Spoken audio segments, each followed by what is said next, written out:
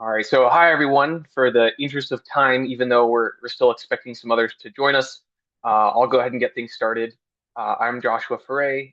Currently, I am co-chair of the Governmental Advocacy Committee in the MDAFP. And then recently, when I was a resident just earlier this year, I was also part of the resident public health work group. And that is related to what we're talking about today. Today, this session is really born out of an interest both on the side of primary care physicians as well as public health officials to be able to work together to be able to improve on our shared interests and obligations to take care of the patients in our area. And I'm really excited that we've been able to put this together. We have some fantastic speakers that I think some will be familiar to some people joining us today.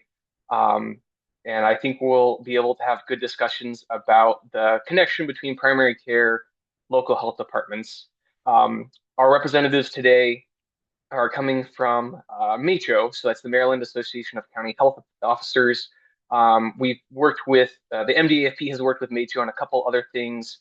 We have our health department dashboard on the MDAFP website, and Dr. Brookmeyer and I also spoke at last year's annual meeting and winter refresher.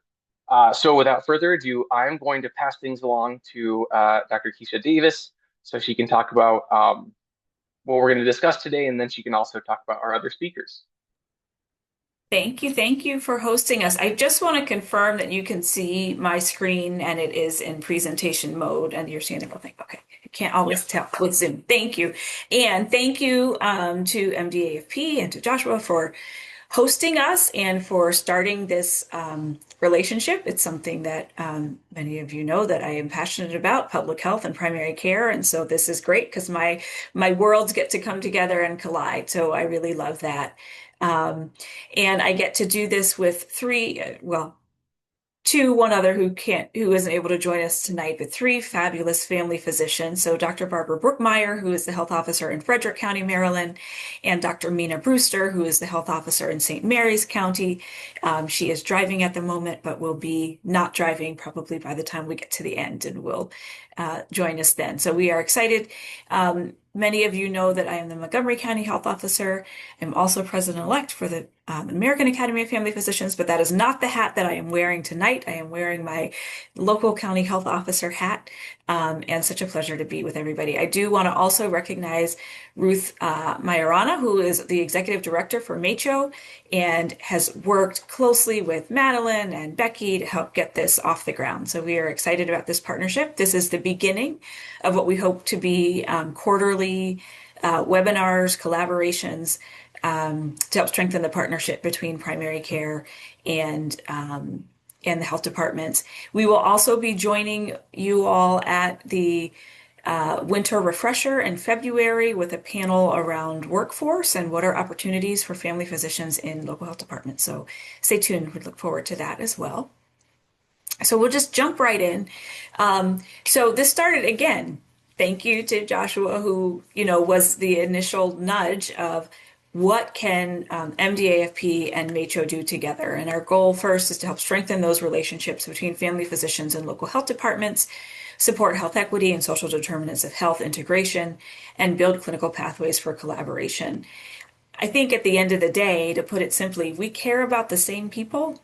And when I think about family medicine, the way family physicians see the world is very similar to how public health folks see the world, which is why I think a lot of family physicians go into public health.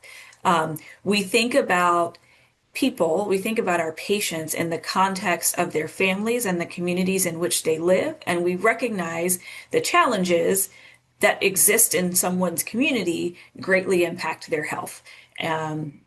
I think a great example when you think about value-based care and value-based care projects, and when you are rating that doctor on how well they are keeping their patients with asthma out of the hospital, that doctor who has patients that live close to the golf course is going to do better than the doctor whose patients live close to the oil refinery. And so how family physicians can think about their health department and helping them solve those social determinants of health issues so that we can better serve our patients. Um, in late 2024, you guys approached us about doing something together. And some of the things that we have talked about are surveying members on top issues, doing monthly articles for the newsletter, webinars such as this, coming to the annual meeting, and just being a contact for local health department services. I know that when I was in full-time practice in the community and private practice, the only thing that I knew my health department did was that's who you call if you were worried about rabies and maybe if you needed to report syphilis. And now being on the other side, thinking about how can we have better integration and help folks realize what the health department can help you to do. So some of the objectives today: know where to find contact information for your local health department. Recognize your local health officer as really the chief health strategist in your community. Develop ways to identify those resources, develop some plans on how to collaborate and coordinate, ways that you can get involved in your community. Take a look at what integrative primary care and public health can look like, and get feedback. And ultimately, we hope to save some time at the end for really questions and have a conversation about how we can deepen the partnership. This is, we're currently applying for CME, which that determination of credit is pending, but we expect that to come soon. So just to jump in, what's public health? Um, Public health is what we as a society do collectively to assure the conditions in which people can be healthy. It's how do we help people get to the same starting line? We know that folks start at different places. So how can we level the playing field? And then when we know that people are starting further back, how do we give them the supports and resources so that they can be healthy? We want everybody to be healthy. What I am often making the argument to my elected officials and to other folks in the county who may not be public health minded, I remind them that when folks are healthy, they are more productive members of society, they are more likely to work, they're more likely to shop, they're better able to buy a house. And if you want healthy communities, you need to start with health, right? If you're thinking about Maslow's hierarchy, that how do we fundamentally think about health? And if somebody is worried about they are not healthy, they're not well, it makes them hard to do a lot of the other things. So what's a local health department? Local health departments are government agencies responsible for protecting and improving the health of its specific community by preventing disease, promoting healthy behaviors, and responding to health threats and emergencies. In Maryland, there is the Maryland Department of Health that has the whole state, and then each county is a separate jurisdiction. We are in Montgomery County, we are an integrated health and human services department. There are a couple other counties like that across the state, but most are separate, where human services and health are different entities, which is actually how it exists at the state level. There's a health department and then there's a human services department. But really, I would love for you to think of your local health department as your community partner. For dealing with those complicated patients that seem like they don't have any resources, we are the ones who can help you navigate those issues. So what do we do? We assess data. Every health department has to do a community health needs assessment. If they are, all health departments that have public health accreditation need to do that community health needs assessment at least every 5 years. And then as part, the kind of second part of that needs assessment is then to develop a community health improvement plan. So to recognize where are their gaps, what are their needs, and then create a plan to address it. We build partnerships across the community. So those partnerships are with hospitals, with community organizations, with other governmental agencies, and certainly with the healthcare community. And then implementing programs to help address those common community health programs. We recommend or administer policies that have an impact on public health. So I remind folks that public health is also the thing that makes sure your water is safe to drink, your restaurant food is safe to eat, your pools are safe to swim in. And a lot of that is because of the policies that we create and then the the evaluation and the checks and balances on the system to make sure that the community is following through on those policies that have been implemented. We monitor and improve the system, and we look to protect the environment that affects health. Part of the things that fall on our plate, there was a break in the sewer system in DC, and the runoff of sewage is going into the Potomac, and that comes to the health department to try and figure out and make sure that people are safe and that pets aren't getting into that sewage water that is running across Clara Barton Parkway. If anybody had to do that commute today, that's why the road was closed. So thinking about the environmental factors that affect health, communicating those decisions to the public, preparing for and responding to health-related emergencies. Everybody thinks about COVID, but it's also things like there's an apartment fire. What do we do with the people who were living in that apartment, and how do we make sure that they, you know, have housing and where they are going and how we protect that.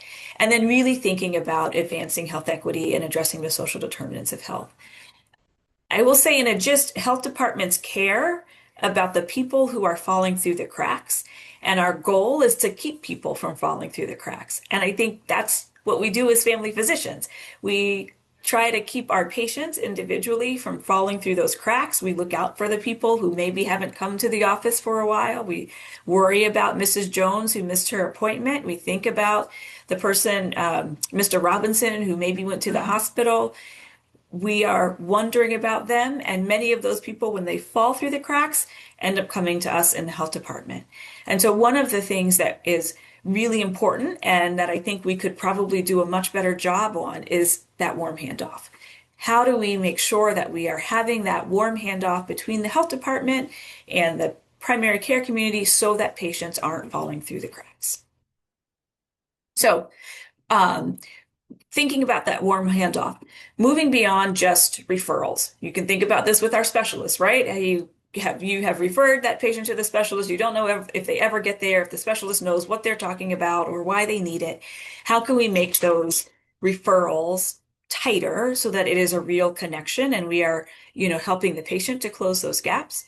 Thinking about that as a bi-directional partnership between the clinics and the health department. So we want you sending us patients, and we also want to be sending patients back to you so that they can kind of be and thrive in the community with the goal of improving patient outcomes and equity. So what it looks like, we know that patients' needs don't stop at the exam room. Again, the patients that come to me are the most complicated ones.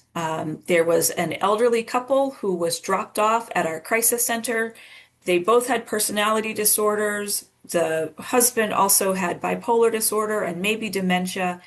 And he's urinating on himself in the crisis center, which is our kind of mental health catch-all facility, without a place to go. They've been dropped off from Seattle. They need housing, they need food, they need medical attention, they probably need assisted living. And so I can't do that all by myself. I need, a community doc to be the one who evaluates them. I need resources from housing and food and, adult protective services, all to kind of wrap around that patient. And I'm sure you have those complicated patients in your practice. And I'll be honest, when I had those complicated patients in my practice, the health department wasn't who I thought about calling. And now that I'm sitting in this seat, I'm like, oh, there's so much I could have done to help myself, 10 years ago. It's also thinking about those partnerships, saving time and improving care, and really, again, strengthening those bonds. So it's not a direct connection, not just a resource list. Yes, we're going to give you some resources. What we will send after this is a link to all of the health department sites that have the resources. But I think what we all really want is for you guys to see us and to see your health officer as a person that you can go to say, I've got this complicated thing. What in the county can help to address it, and to really create that shared accountability. And I'll just share kind of a brief example from Montgomery County. So we have a challenge, and this is in Dr. Brookmeyer's neighborhood, but it's kind of throughout the county of, pockets in the county that have decreased access to health services. And so Poolsville is one of the areas that does not have a lot of primary care. While Montgomery County has a lot of doctors, there's only three, thank you, Dr. Dugarella, in Poolsville. And to kind of meet some of the need, not just in Poolsville, but across the county, we have a mobile health van. And our mobile health van has medical, it has dental, and it has behavioral health. It also has a social worker. So we have a behavioral health social worker, but we also have a social worker who helps to link people to services.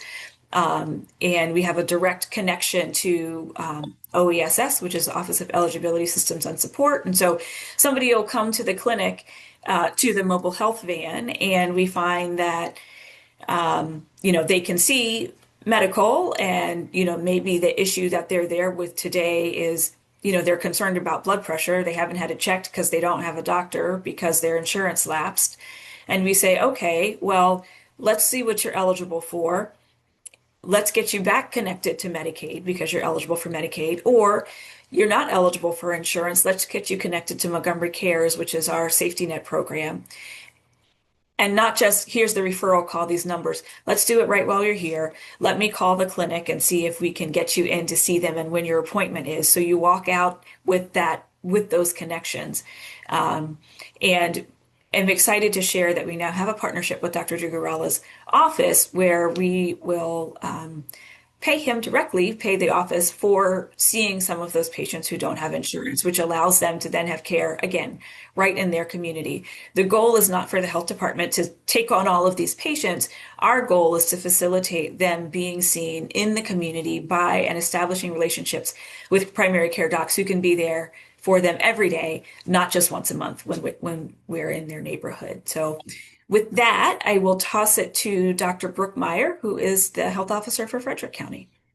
Thank you, Dr. Davis. And that is awesome news. Thank you, Dr. Dugarella, for participating with Montgomery County like that. I definitely agree. It's best for individuals to be able to access care in their community when they need it, all throughout the month, not just once a month, although we are so grateful for even the once a month approach. Anyway, hello, everybody. So I am a board certified family physician, and I appreciate the time being able to be here with you. Next slide, please. I forgot I'm not driving my slides, so I went to go do the mouse. There we go. Okay. So what family physicians are saying. So this information is coming from the AAFP's The Everyone Project, and specifically within that, their Health Equity Leading the Change sessions. There are 6 sessions. If you need CME, they're available at no cost. But I think it was the second session where they presented this data. So their survey of family physicians, surveying them about their role, where 83% of the respondents said that family docs should identify and should help patients address social determinants of health, yet 80% reported they didn't have time to discuss it with their patients. And I do want to make this, in a way, an apology, but to say the assumption that because of our time with all of you, I assume that everybody's familiar with what SDOH stands for, and that's the social determinants of health. I know that you've had programming on that, and I know the AAFP and the journal and other places talks about it. So that's why we didn't go in depth into that. So in addition, they also asked the family docs about partnering with community organizations. Should they? 78% said yes, they think they should partner with community organizations to address community health disparities. But 64% said they're not properly staffed to address the risk factors with patients. Does it surprise you that the other 46% thought that they did have time? So actually, that surprised me if you flip that. And then 75% agreed that family docs should be advocating for public policies that address social determinants of health, yet 56% feel unable to provide solutions to patients. So the rest of the presentation will hopefully get you on track if you are in those high percentages. Hopefully this will help you. Next slide, please.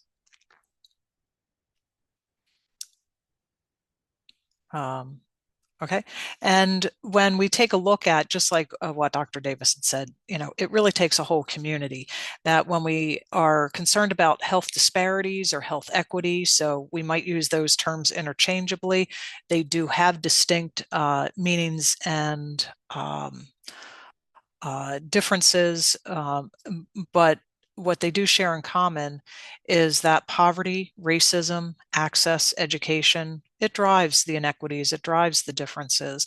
And I like to say, so often we blame the individual and their behavior, but it's not that. And structural problems need structural solutions and system-wide, community-wide solutions. And that's what we're about here today. Next slide. So it's not just the choices we make, it's the options we have.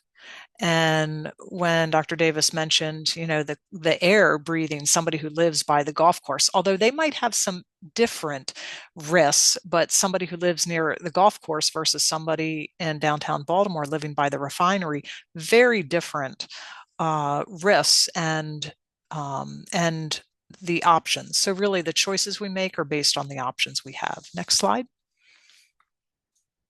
So looking in Frederick County, we see that zip code, so place matters, and it's the same in every county. But when we look in Frederick County, which is a relatively, if you go by the median income, relatively high income area, we see that the difference in life expectancy varies considerably, like 16 years difference just being a couple miles away.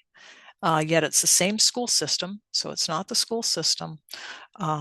It's really the additional social determinants of health. Next slide. And the Robert Wood Johnson Foundation, when they were doing the county health rankings, you also might be quite familiar with this, that when the research over decades of what contributes to someone's overall health and well-being, clinical care, maybe 20%, maybe 10%. And so the rest of what contributes to someone's overall health and well-being, 50% of that are thank you for doing the next slide, are those policies, the social and environmental factors and economic factors and the physical environment make up that other 50% of what contributes to someone's opportunity to achieve optimal health and well-being. Next slide. And local health departments, there are a variety of ways that we can help address the social determinants of health. And you can read on the slide, and you'll be able to read later, that we have a variety of programs. Each county has a different array of what the health department provides, but I bet in each of your counties, there is somebody who does all of that. And from the health departments, we're happy to be the connectors there, looking at what can be done to support the neighborhood and the built environment, to produce the best outcomes for individuals, the social community context, certainly the economic stability. Some of us are participating in job and employment support services. And then, of course, education has a lot to do with people's opportunities for health and well-being. Next slide. Well, from the silos to systems, right? And it was the same for me, Dr. Davis, as when you mentioned, when I was working in a migrant community health center, even though I had also a foot in the local health department there, even then I wasn't able to really bridge the two effectively. And so I'd say our health care system is in silos, and then certainly the rest of our health and human services supports and communities are definitely siloed.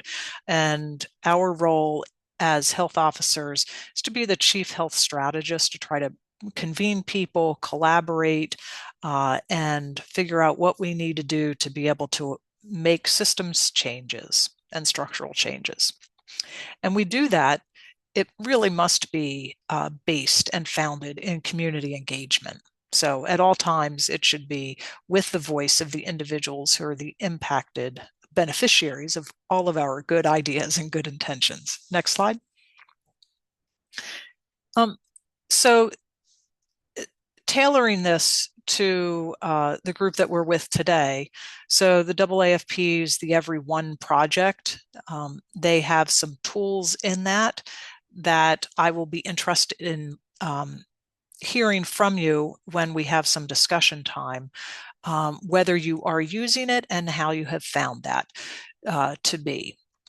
So one of the tools with the Every One Project is the Neighborhood Navigator. Next slide. And that Neighborhood Navigator, you can see it has options: food, housing, transportation. Oh, you can see across the top there. And so I chose for one zip code in Frederick County, I chose food. That's the one that's circled there. Well, it came back and it said, well, for Frederick County, that there were over 2,600 programs. Sounds like it is quite a large number, but so I wanted to check for food. And for food, it gave 18 service providers within that zip code.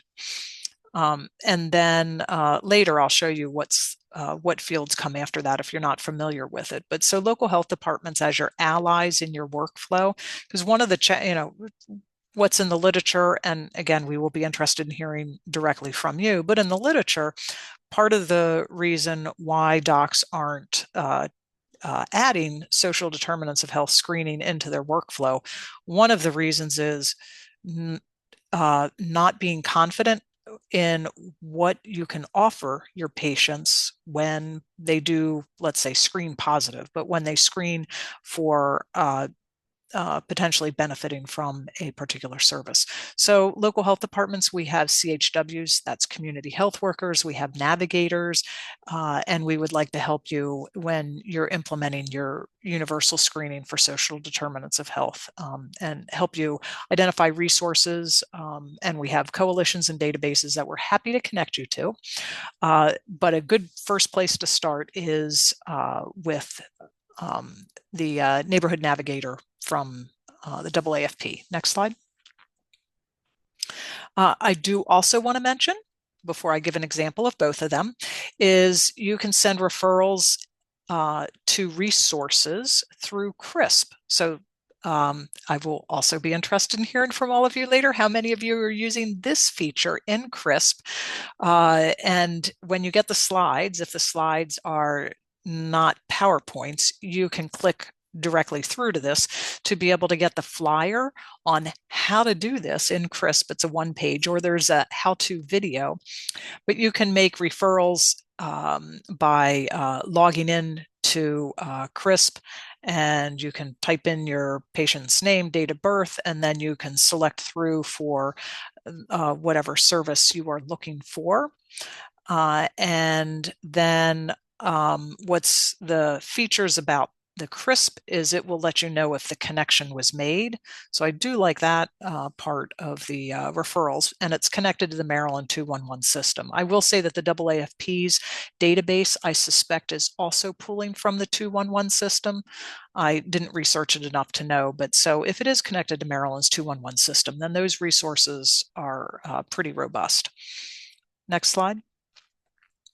Okay, so thinking about, for all of you, why evaluation and feedback matter, what's ahead? Ahead is italicized because it is the, it's the, for the hospitals, the all-payer system that the state needs, is interested in continuing, that the agreement with the Federal Centers for Medicaid Medicare Services is that they will meet certain benchmarks. So the hospitals are meeting the benchmarks, but as you are probably familiar, again, sorry, I don't know for sure if you are, so look forward to hearing more about that, is the primary care provider ahead program, where there are the payment incentives for performance and or for reporting. And I put in here evaluation and feedback because part of it is for in order to meet those benchmarks that have been identified for those participating providers, that evaluating your workflow, well, evaluating your performance, and then getting feedback from your patients will help you to identify, as well as your staff, will help you to identify what opportunities there are for you to improve the performance even further. I will say for the health departments, we do have some measures that we are also working on understanding the root causes of, so that we can draft a public health action plan that is to guide the implementation of hospitals' population health accountability plans. And so what we share with the primary care providers, so the local health departments will be very much interested in working with you specifically on the measures related to the colorectal cancer screening, as well as the hemoglobin A1C as an indicator of diabetes control. Next slide. So as an example of the warm handoff in action in Frederick County, I wanted to look up an example of, say you are screening, because one of the primary care screening measures in AHEAD is developmental screening for developmental delays or developmental disorders. So an example in Frederick County, if you utilize a screening tool and the screen indicates that further assessment is warranted, well, our infants and toddlers program, and every county has an infants and toddlers program, it's no charge to the families. And we're not billing their insurance. We will take it from there. Families can make referrals, but physicians can as well. So I use the AAFP's neighborhood navigator, and what you see there in the slide is what comes up. That's the type of information that's there, and it gives you the option to log a referral and then click on to next steps, but it provides our information there to be able to reach us, and looking to have a feedback loop as part of that. And I'm not sure though if everyone does, but if you switch to the next slide, please. It's what you're looking at on the left is the same one that I just showed you. And then on the right is an example from CRISP. Now from CRISP, it's not infants and toddlers. I actually took this one from their training, and it's an example from St. Mary's County, where Dr. Brewster is from. But I wanted to show you, give you an option later when you can look more closely to see what is available. And like I mentioned earlier, for CRISP, there is a feature where it, in addition to confirming that you made a referral, it will also give you information later you can track to see whether that referral connection had been made. Because with a warm handoff, you want to help the information help provide the organization that you're referring to have the information for your patients, so that they don't have to repeat everything, and so that they feel like, oh yeah, the system has my back, like they've talked to each other. I have more confidence because they didn't ask me what am I doing here and to repeat everything that I already told my doctor. Next slide. So we were going quickly, but we want you to know that you don't have to do this alone, that Maryland's local health departments, we can extend your reach. Maryland's local health departments, we can help you better meet your patient's whole person needs. And through partnerships, we can save time and improve care and community health improvement. It's definitely a team sport. Next slide.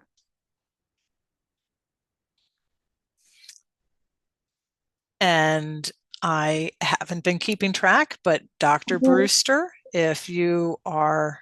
Yes, I'm here. Great. Oh, thank you. Awesome. Yes, thank you. Thank you very much. And welcome, everyone. Thank you so much to MDAFP for the efforts to put this together. We really appreciate the opportunity to speak with you. And I especially want to give kudos to Dr. Brookmeyer and Dr. Davis and Ruth Mariana from MACHO for getting the slide set together for tonight. Thank you.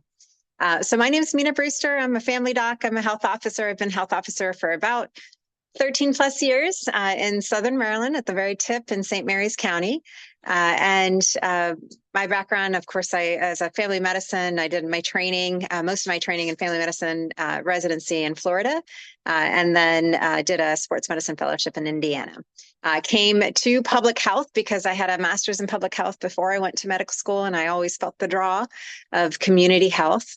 And after I worked for some years as a practicing clinician and teaching medical students and residents, I felt the draw again, and I really wanted to satisfy that part of me that was a family doc about serving the community, right? And especially recognizing the context of family medicine within the community. So that was public health, and it's been absolutely wonderful. And I would absolutely love to speak with any of you who want to find more opportunities to engage locally with your local health departments. So let's talk about that a little bit more. I know we want to leave room for questions, so I'm going to speed up through my portion of these slides a bit, but happy to explore more when we get to questions. So if you could go to the next slide, I'll focus in on how to connect with your local health department and also some of the different kinds of services that local health departments are providing in each of your jurisdictions. So every county in Maryland has a local health department. They all may have different structures, and some may have different services, different programs, different efforts. And that's largely driven by local needs. Your local health departments are local is the word in capital letters in that phrase. And that is because we really do assess what our local needs may be and how we could best mobilize resources and our community partners, including our healthcare providers, to help address those needs and as a whole move communities in a direction of improving health and wellness. So there are a variety of places where you can connect with local health departments and where we're found and located, and we have numbers and websites and so forth. But know that your MDAFP chapter, as well as MACHO, which we'll give you contact information for a little bit later, will always have a directory for us. Every local health department has a website that usually holds all the contact information you need on it. And if you're specifically looking to get to the physician health officer or the physician deputy health officer, then you can reach out to your local health department to get connected that way. If we go to the next slide, please. Our local health departments, as I mentioned, we really are meant to respond to what the local needs may be in our jurisdictions. But in general, most local health departments are covering all of these different focus areas. And within each of these focus areas, they may have different programs or services, but some of those maybe you may not be aware of because they may not be connecting with day-to-day primary care, but they are there, and there may be ways to better connect these different program areas with the work that you do serving your community as a family doctor. You go to the next slide, please. Really the major point, and like I said, I'm going to abbreviate this a bit so we can get to questions, but the major point is that coordination is so important, as both Dr. Davis and Dr. Brookmeyer have talked about. The Chief Health Strategist role that health departments and health officers have in their communities is mostly about leveraging partners and resources so that everybody's kind of working in the same direction of improving health for the community, although their touch points may be quite different within that community. So we have a lot of these touch points through different sectors within our community, including non-governmental organizations, faith-based communities, private sector partners that are businesses, et cetera. And there's an incredible opportunity for you as a family doctor to utilize those relationships that your health departments have already forged so that we can all find ways to synergize our work, right? I mean, if we're building upon what we've already established and we have those connections and we trust one another with those connections, we can collectively strengthen our mission, which is the same, which is to serve our community members. Go to the next slide, please. So we're going to skip over to the next slide. I think I'm going to slide through this. I know a lot of this has been talked about. I really want to emphasize that every jurisdiction has a community health assessment process. I think that was talked about a little earlier. In St. Mary's County, we're doing this every 6 years with an interval update that the hospital conducts because they're required to kind of go on a 3-year plan of doing an assessment. So, but our full comprehensive community health assessment is every 6 years. And what accompanies that is a coalition of partners. And all local clinicians and others are totally welcome to join these coalitions and become active members. These coalitions of partners are really the ones who are implementing this, the community health improvement plan. It's like the blueprint for better health for your county or your city. And the health departments may be leading that or coordinating it in the background, but it's really an entity that the coalition pursues, and it is something that the coalition is responsible for with its wide array of partners. If you could go to the next slide, please. Thank you. And just as a reminder, MACHO is a ready resource for you to get you connected to your local health departments. It's also a coordinating body for a lot of health departments to share best practices from jurisdiction to jurisdiction. If you go to the next slide, please. So I mentioned there are a variety of conduits to connect with your LHD. To be more specific, because of the role that we have as Chief Health Strategist and convening of partners to get to what is collectively a better vision of health for the county, we have also established a variety of advisory boards and coalitions and work groups and task force, not just the local health improvement coalition that I was talking about earlier, but many others that have more specific focus areas even. And it's a great opportunity. We are with wide arms welcoming our primary care docs. We know how important your role is in the community, and we want to get you more engaged in this work at the community level. So please, connect that way. That's a great way to connect. It's also a great way for you in your own practices, if you're a practicing clinician, to, with your colleagues, identify what are the key health priorities that you're seeing in your patient groups, and what kind of things do you feel like your county needs more activity around? What health topics, and maybe there are non-medical topics that are really influencing health, like those social determinants of health that were talked about earlier. What needs more action? And bring that to the attention of your local health department. Find out about what your local health department is doing on that topic and get involved that way. You go to the next slide, please. Thank you.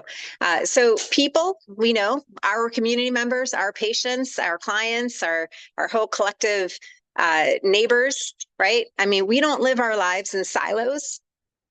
And so the experience of health and wellness for every community member needs to be integrated and not siloed out. And so this is why we work so hard in public health and in primary care to find those connections for all the individuals that we serve, and to strengthen those relationships with community partners and including those outside of our sector, so that we can better serve our individuals in our community and our patients and clients.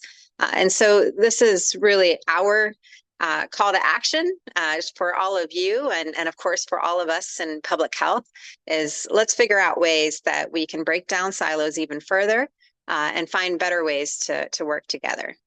If you go to the next slide, please. And we'll just skip to the next. Thank you. So this is a very a good example, right? I mean, access to care is a huge priority, not just for all of us on this call, but certainly for our community members. I know in St. Mary's County, this probably comes up as one of the #1 health priorities of our community members. This is what people are concerned about. And especially at a time when people may find their health insurance coverage changing, right? They get even more concerned about access to care when there's rising costs or rising premiums or rising copays or rising prescription costs. They get really concerned about access to care, as we should be too. And so these are the kinds of things that local health departments in the state are doing from jurisdiction to jurisdiction on the topic of access to care. And there's a lot on here. I know you'll get the slides and you'll have a chance to sit and read about them more. And we're, of course, happy to answer questions about this. But I do want to get us over to the Q&A because I know we're approaching 7:50. So let's move over to the next and we'll start with that. Thanks.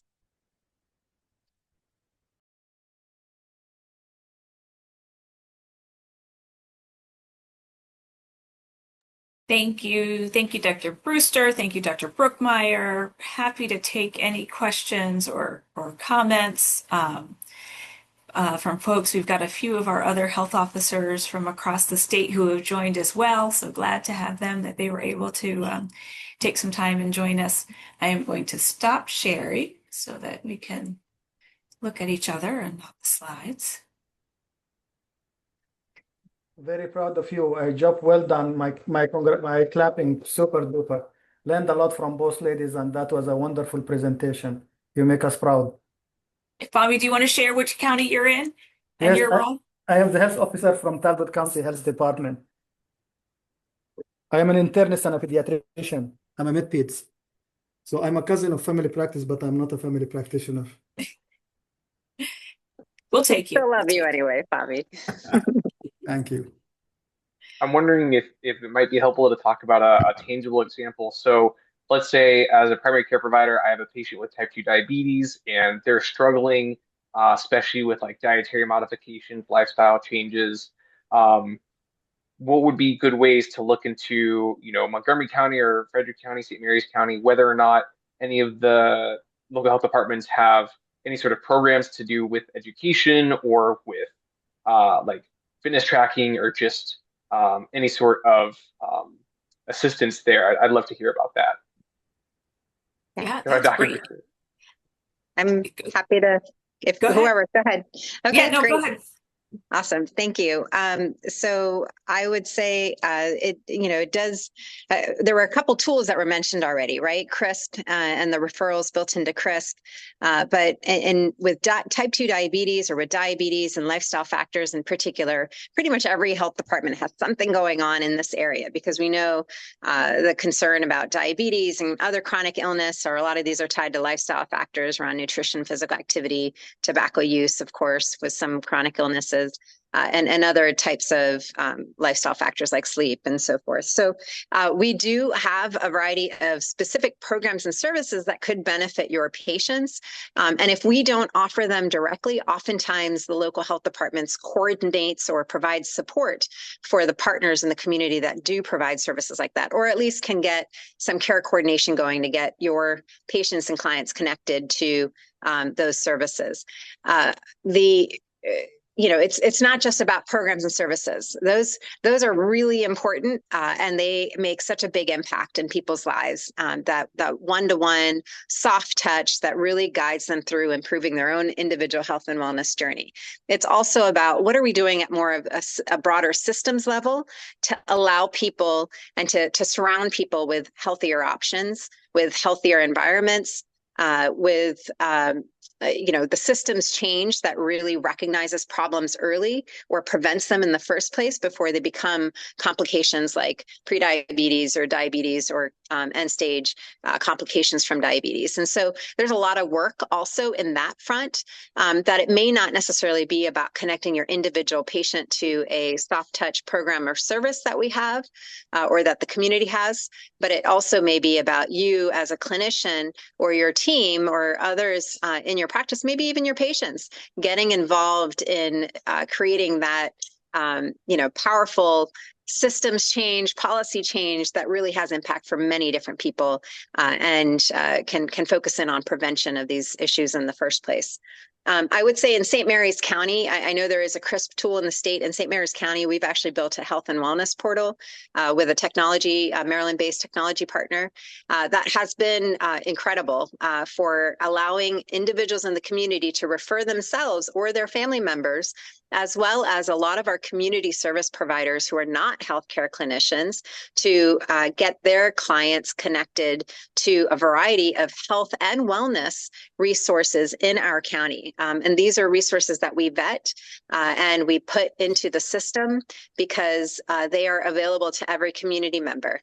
So if they're not free, then they at least offer some kind of income-based, sliding fee scale. So that every community can benefit from that. But outside of that system, every local health department may have other ways to get connected to their specific programs and services. The website is a great place to start. The general health department email for your local health department is a great place to start, just to establish that connection and find out how you can link into those services. That's a great question. I mean, it's like the reason why I went into public health. I was working in a community health center and I saw lots of patients with diabetes, and we did a lot for them. We had the podiatrist come, we had group visits, we had the new meds, we had nutritionists, and none of those things helped me to have one less patient with diabetes, right? Because we're getting to them too late. And so I went into public health to understand, how do we build healthier communities so that I can have fewer patients with diabetes? And so the things about education and nutrition and, when you talk about the regulation phase of like what can be served at the grocery store, and in Montgomery County, we passed a regulation that all restaurants have to have healthy options on a kid's menu. It can't just be chicken tenders and French fries all the time. So that's an example of the kind of 30,000 foot. What can you do? Walkable neighborhoods, regulations around where sidewalks go so that kids have to walk to school and don't just ride the bus. But then even to look at some of the programmatic things, we have a diabetes prevention program in the county that's free, that I don't think enough people in the county know about, right? That's such a great program that we know exists that can help prevent diabetes. We partnered with our EMS system. So when someone goes to the hospital, they call 911 for a diabetes related complaint, that it will flag the health department to follow up with them to try and see if there's an intervention there around diabetes that we can do to help lower their blood sugars. So if you've got folks who are frequent flyers in the ER because of diabetes related problems, can we then on the health department link? There was a program that was really flourishing, and then COVID, and then it kind of got downsized. We're hoping to, as part of our public health accountability plan with the state, to breathe some new life into it. But I think one of the fun things at the health department is that you get to work on all of those different levels of connection with folks. The build the healthier community, to putting in the regulations, to once somebody already has diabetes, how do you help them then too?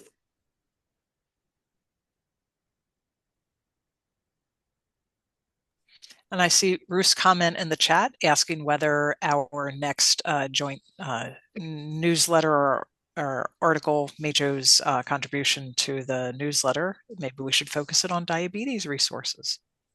Good idea. That is, if the audience members, who are the intended audience of the newsletter, also think that's a good idea.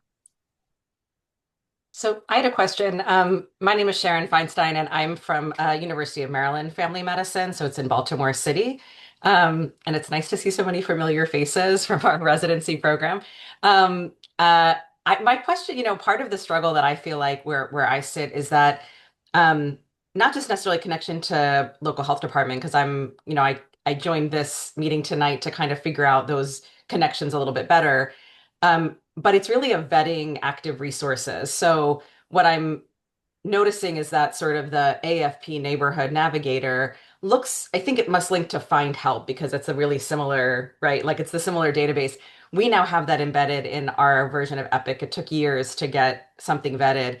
But every time you get one of these databases, there's always the caveat that, well, the vetting process of making sure that all of the thousands of resources are actually active and accepting people and still valid and, becomes complicated. So that's one thing I'm challenged with. And the other one is sometimes we go, let's look in a database and there's 15, 20 things. And that's overwhelming for my nurse care managers and it's overwhelming for patients. So one of the things I've always said to my practice is I don't want to reinvent the wheel. Like where do we get like good solid resources for patients on like a one pager per county or a something that feels like I know that if I refer you, that place exists and they're still taking clients and I know it's a big ask, but I'm just curious from this group, like where would one start? Because we've got so many different resources. And I should say one last thing is we have like a patient family advisory council. And one of the things we brought this to our group and most of them were like, we don't want a big packet of stuff. Our patients, it's too overwhelming. Um, a few things or one database or something. And I'm just curious sort of how other people have handled those types of things. I've asked a few different questions in there, but this is really, really an important topic, and thanks for bringing it up. I know we've touched upon it, and I believe Dr. Brookmeyer put some links in the chat as well. But including the CRISP flyer, if you're not utilizing that or scoping that out, that might be somewhere to start. Another place to start, and especially with the city, because you do have a plethora of nonprofit organizations and hospitals and various entities that are providing different programs and services. So your packet might be quite thick to get through, and what you give your patients may be probably overwhelming. Every jurisdiction is going to have it a little bit different, though.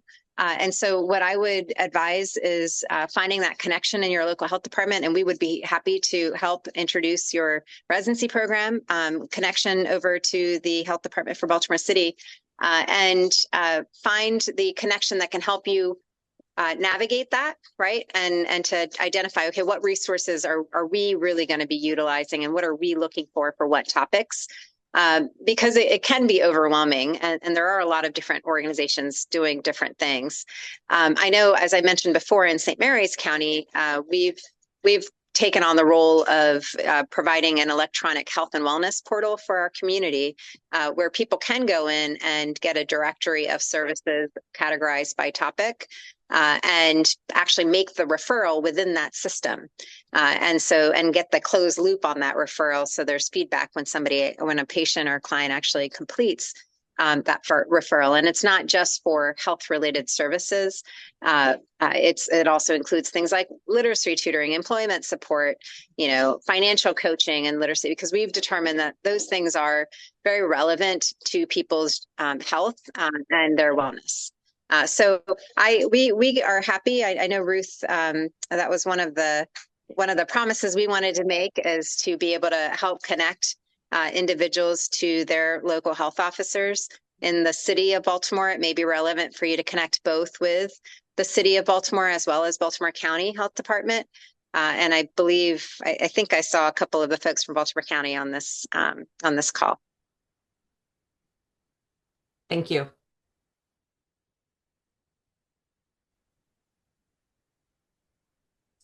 Dr. Calixte. Cynthia, good to see you. Hi, good evening, everyone. So I'm one of the few that actually, I think, does both. So I will speak to my frustration coming from both worlds. There is a lack of communication, and I am often that bridge between the two. And once folks know that, I'm often a resource. But one thing I will say is that I often use my community health workers when I'm coordinating a lot of the care for my patients. They do the bulk of the work because I just can't do it. I don't have the time and I'm only one person. So I often rely a lot on the community health workers. Now that I'm affiliated with Tidal Health, they don't really have community health workers, and that's something I'm pushing for. They do have a nurse coordinator, and a patient advocate, but it's not the same because they don't offer that level of education. So I'm trying to push so that they understand the difference. But Find Help is definitely one resource that the health department has worked on along with the hospital to have those resources available for the community. And that's often where I refer people to if they need questions. Another resource too is like our senior facility, our MAC senior learning. They often have a lot of courses for free to the community, and I often refer folks there. if you have a question, because I do have a pretty large geriatric population. So that's often one of my go-to resources, and that's easy and accessible to a lot of folks. But overall, there are silos. And working in both environments, I can see that it's often a very frustrating silo. And I point that out to the health department folks all the time. I was like, have we communicated to the local providers about these resources? Because I don't think they know about it. So And what there's also a struggle format? to get into the office and talk to the managers, to get to the providers so that they know. And I'm like, well, ask about the next staff meeting. That's one way to get to them, so that folks are staying up to date, because it's not that they don't want to share, they just don't necessarily know how to navigate through the office to get to the providers so that they can say, oh yeah, this is what we have, this is how we can help you. And then so it's just, yeah, it's a day-to-day struggle, but I would say, oh, many of the local health departments have lists of local healthcare providers that we communicate with directly. Like in St. Mary's, we have a local health alert network. But yeah. it's a voluntary thing. We don't get the lists of all the physicians and nurse practitioners and physician assistants in the state. We've requested that from the board, and they deny us. So we don't know how to get to you directly unless you Yeah. sign up for something we put out.